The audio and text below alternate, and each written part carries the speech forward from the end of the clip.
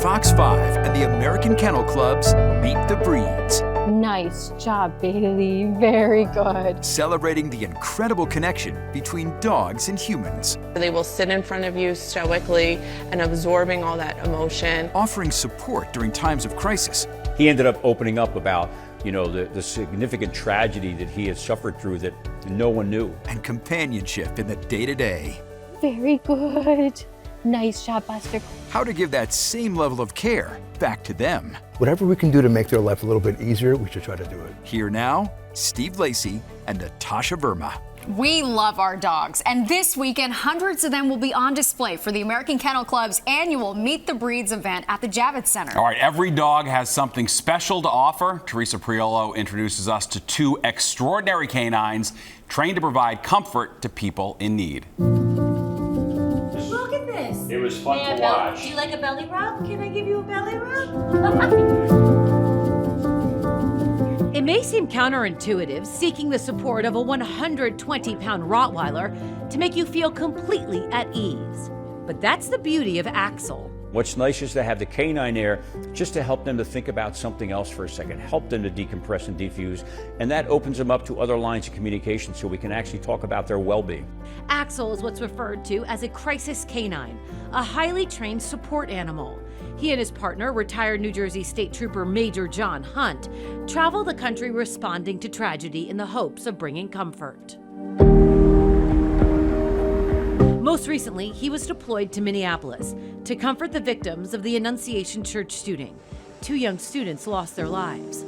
Before that, Axel was in Hunt, Texas, to help the families of Camp Mystic, to sit with them in their grief as they process the tragedy that took the lives of 25 campers and 2 counselors. Axel and John have been to nearly every major mass casualty and tragic incident, including the California wildfires and the Uvalde massacre. In Uvalde, John helped facilitate a conversation among the surviving students, including one child who he calls David. David went silent after the shooting. I allowed David to have Axel's leash, and I said, David, I want you to go out and I want you to introduce yourself to the other kids with a dog. He had to come back to me with every one of their questions. Eventually, he started kneeling down right behind Axel. He hugged Axel. He was petting him. You had deep pressure therapy. You had that barrier breakdown. You had that tactile distraction. He ended up opening up about, the significant tragedy that he had suffered through that no one knew. A 120-pound dog helped to draw out the details that experienced counselors could not. Hi. Hi. He is beautiful. And then there's Lincoln. Thank you. Sorry. It's okay. I love dogs. Physically, Lincoln and Axel couldn't look more different, but their mission is the same. I think the biggest thing that dogs are capable of doing is they never ask the unwise question.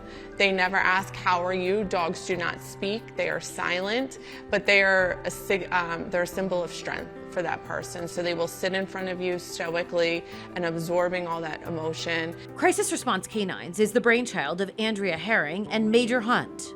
Do you ever worry about the impact on the dog? Absolutely. And I think that's one of my largest roles within the organization is the animal welfare piece of it, because the dogs do not ask, or they cannot ask, to be put in this role. We as humans and their handlers, we put them in these roles. So it's our job to protect our partners. Like Axel, Lincoln has helped communities in need. One that sticks out the most for me is Sutherland Springs, Texas, which was a church shooting. And we were partnered with church members to assist them repopulating the church back to the family members and the congregation that lost members. These canines do the work that so many humans say would wreck them emotionally, and yet they show up, tail wagging, ready to assist. Their efforts earned them the AKC Canine Excellence Team Award. They traveled from South Jersey to Midtown Manhattan to accept the honor on behalf of these dogs, doing life-changing work. Some dogs need a little encouragement to be on their best behavior. That's okay. Richard G. Cobas shows us how one program is teaching dogs the skills they need to thrive. No, we do sheep work. Yeah, well, that's Buster. When it comes to making your dog a go-anywhere type of dog, Now that your dog is in a sit, ask them to down. or even creating that canine good citizen, Very good.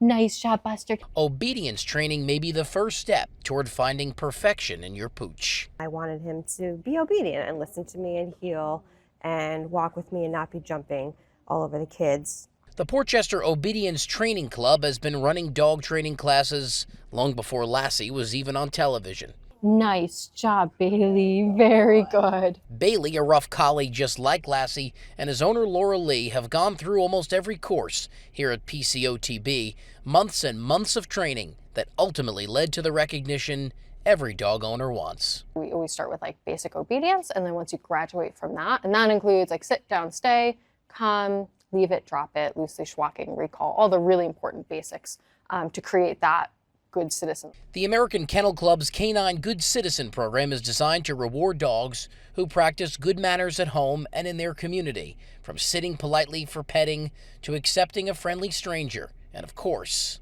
coming when you're called. During the test, we put the dog in a wait or a stay. There is a leash on the dog, a long leash, and the owner will walk 10 feet away from the dog. They will turn and face the dog, and then they will call the dog to them. Jess Dinowitz is a trainer here and has seen thousands of dogs graduate from this program, proving they can really be a man's best friend. Hello, can I say hi to your dog? Good, cue her back into that sit. There are just so many classes here at the Portchester Obedience Training Club. You can almost think of it as having a kid who wants to take on a sport, and then there are more sports until it leads to hopefully getting a good citizen, almost like Annika. Come on, Annika, come here. Come here, Annika. Sit, stay. Look at that, I trained a dog. Instead of myself getting frustrated, it was like, wow, we can do this. We took a class at Portchester. It was an agility class, and he turned out to be like a fabulous little agility dog, unbeknownst to all of us. You know, I didn't know anything about it. And he's taken me on this amazing journey. I guess you can teach an old dog new tricks. Up next, it isn't all fun and games at the dog park. First and foremost, stay off your phone. Dog park is not me time, it is dog time. The simple but important steps to make sure pups have a positive experience. Plus, the life of a show dog, where you can go for a behind-the-scenes look at the Westminster Kennel Club Dog Show.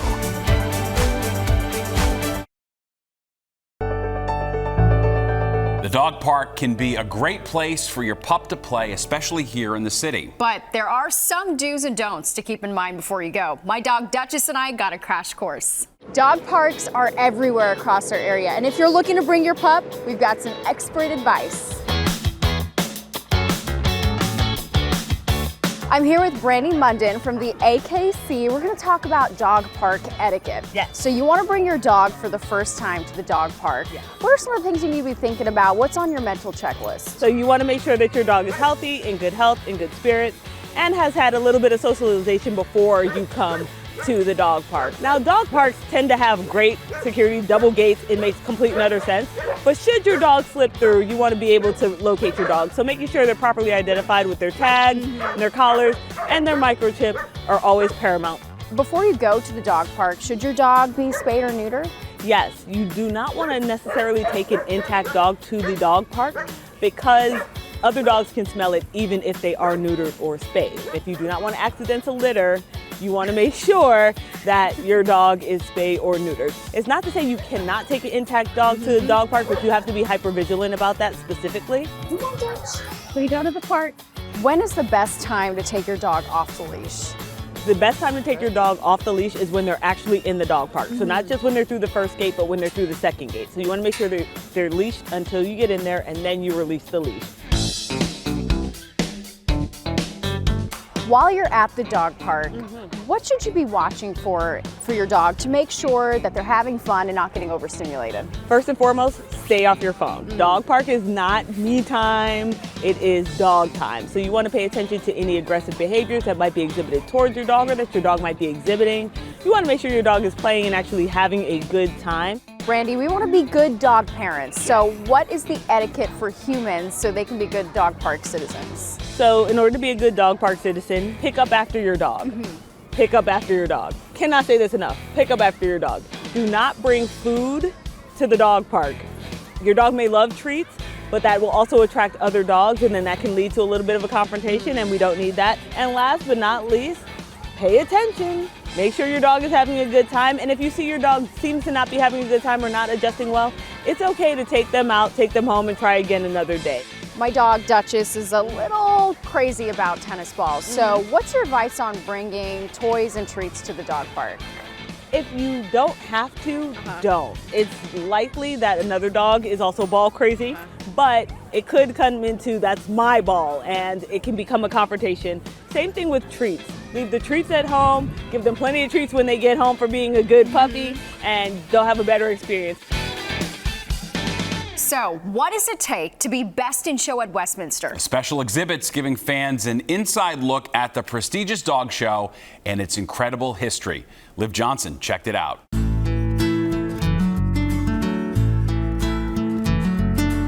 150 years of the Westminster Dog Show. The giant schnauzer. Oh, Monty! One of the most iconic traditions in New York City, and its history is all on display at the American Kennel Club Museum of the Dog. Everything is focused around the dog, and we get to show a little bit of that with this exhibition. The Westminster Dog Show is second only to the Kentucky Derby as the nation's longest running sporting event. And have you ever wondered how it even came to be? The rules, the classifications, the awards. It started all the way back in 1877 at the Westminster Hotel in New York City. So Westminster really started as a club of gentlemen who did sporting. They did the hunt, they did all these things with hounds who had been imported from England. And so there were things called field trials, like people would go and let their dogs compete in the field during a hunt or things like that. And slowly that transitioned into, well, look how beautiful this dog is and look how much it matches the standard of this dog. So, from sporty to showgirl, CEO of the museum Christopher Bromson says, given a certain music artist's album released this year, Life of a Show Dog was the perfect name for this very special exhibit. This is one of my favorite paintings that we have. She looks like a showgirl. Totally appropriate to be front and center. Yeah, it's really remarkable. It's good all. Throughout, we have a few vinyls of this just to show Madison Square Garden over the years, which I think is really fun. Was this for the dog show? Yeah, this was one of the early Wow. Like really early, as you could tell by the dress. Right. So fun.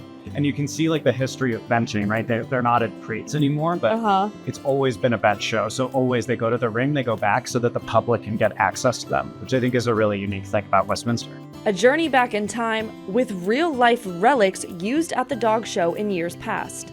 Anne Rogers is a legend in the dog show world. And here at the museum, you can see the tools that she used to groom her dogs, down to the glasses that she wore while doing it. We also have this crate that likely housed some toy poodles due to its really small size. We have a video of her grooming process of one of her many poodles, and it's a short version, but still 12 minutes long. Lastly, this is her grooming table, and you can see it's very tall. She was a tall woman just like me. All of this on display at the museum. Old relics and new technology. So something fun and interactive that they have at the museum is you can find out what dog breed you are, what matches you. So you go up here, hit start, look at the camera, take your photo. We're just going to accept that. And what dog am I? I'm an Afghan hound due to my long, luscious locks.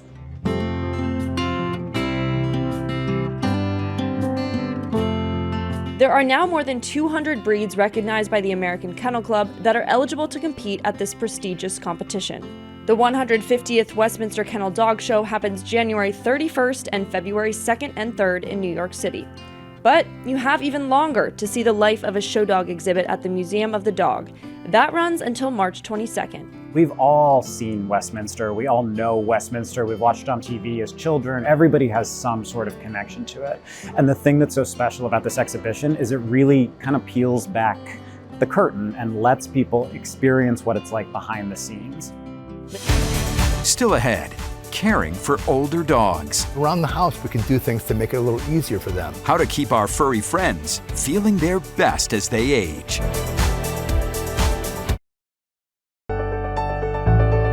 Just like people, many dogs deal with more challenges as they age. But experts say there are adjustments you can make to keep your pup happy and healthy in their later years. Dogs become senior depending on the type of dog and the breed of dog. This is Bear. He's nearly a 16-year-old long-haired Chihuahua. And Chihuahuas mature more quickly but live long lives. So toy breeds like Chihuahuas become senior around 9 to 11 years of age. But the larger type of dogs, like a Great Dane or an Irish Wolfhound, they mature more slowly, but they become seniors more quickly, unfortunately, because they don't live as long. So a senior Great Dane could be anywhere like 6 to 9 years of age. AKC's chief veterinarian says there are clear signs that a dog is aging. Just like with people, a little slower getting up, maybe some weight loss, their bones kind of crinkle a little bit, any kind of trends that might happen. Loss of hearing, loss of sight, those are things that are going to happen. They're degenerative, and that's not uncommon. Dr. Klein says simple adjustments can make life for a senior dog happier and healthier. Around the house, we can do things to make it a little easier for them. Non-skid surfaces, make sure that we have ramps or stairs, so they don't need to jump. Make sure that their life becomes a little bit easier. Sweaters if it gets too cold.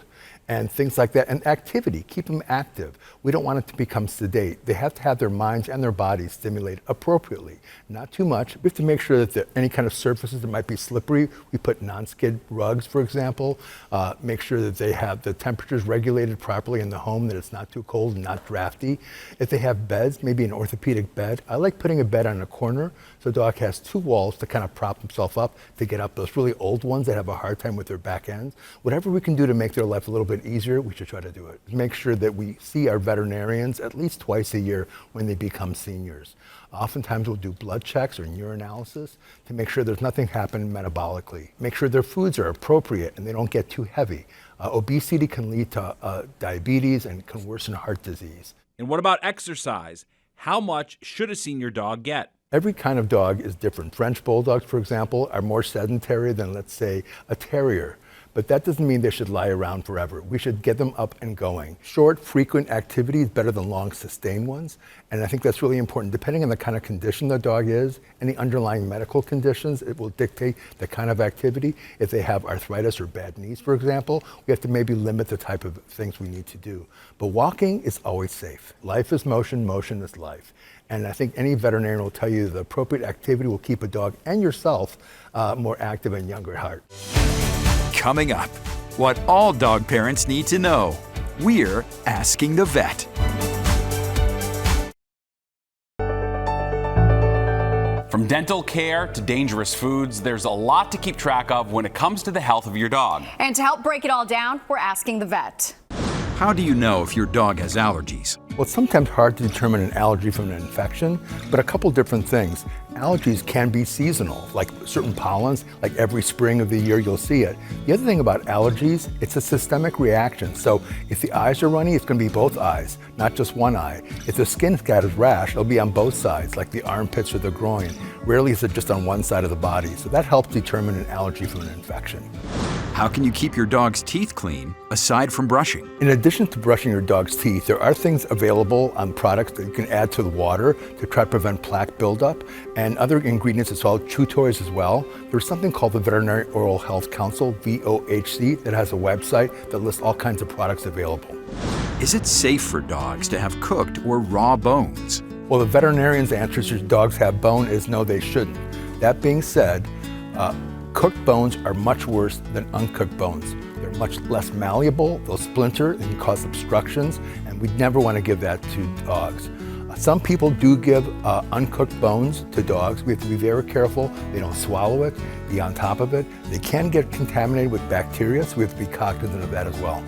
What's the best way to introduce a second dog to your household? Well, dogs are packs, so we have to remember the new dog is a new one to the routine, but the old dogs know the routine.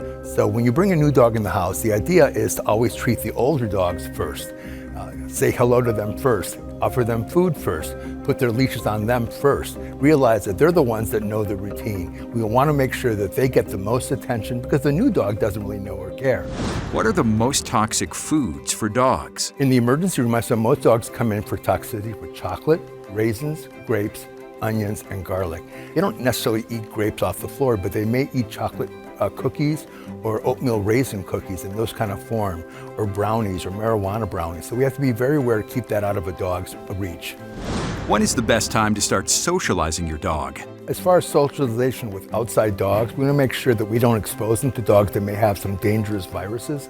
So after the full round of vaccinations, after 16 weeks of age. That's it for us. We want to thank all of our friends at the American Kennel Club who helped make this show possible. Thank you for joining us. Be sure to check out Meet the Breeds this weekend at the Javits Center. It's happening Saturday and Sunday from 9 a.m. to 4 p.m.